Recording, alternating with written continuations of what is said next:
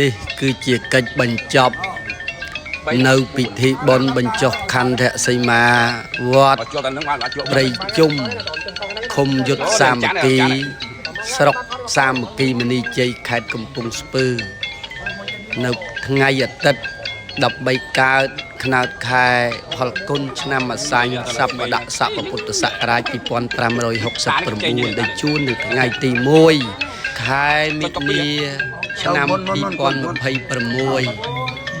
ដែលប្រព្រឹត្តអស់រយៈកាល3យប់និង4ថ្ងៃនឹងថ្ងៃបញ្ចប់នេះរៀបចំហេតុដូច្នេះអង្គខ្ញុំព្រះករុណាអាត្មាភាព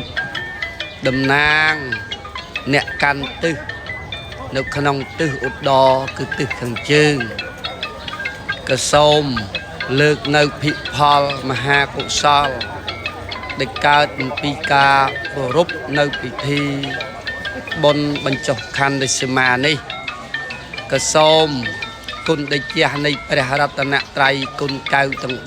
3ពុទ្ធពធប្រសង្ឃគុណទុសបរមីថែរក្សាវត្តព្រៃជុំទុសបរមីអស់លោកជាធំថែរក្សាទិសឧត្តរទុសបរមី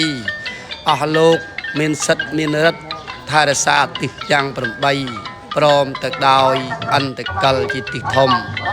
ក៏សូមអស់លោកយាងមកជួយប្រានប្រែកាយឲ្យคล้ายជាក្រមួនទឹកអប់ព្រេងម្សៅដើម្បីស្រោចស្រព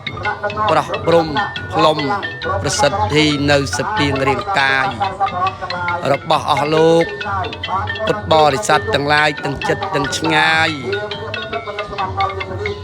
ឲ្យបានសុខសប្បាយតាមផ្លូវសុខទាំងទៅសុខទាំងមករកនៅការងារអ្វីឲ្យបានជោគជ័យសម្រេចដូចមាត់ប្រកាសដូចថាក៏សូមដោយដេជះនុភាពក៏សូមមានព្រៀប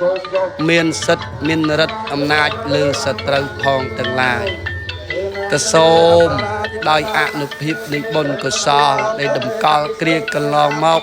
នឹងពិធីបុណ្យបញ្ចុះខន្ធសីមានេះក៏មានប្រជាប្រិយភាពប្រៀបបីដូចជាការរីករាយគុំសុខដុមរមនាគ្រប់គ្នា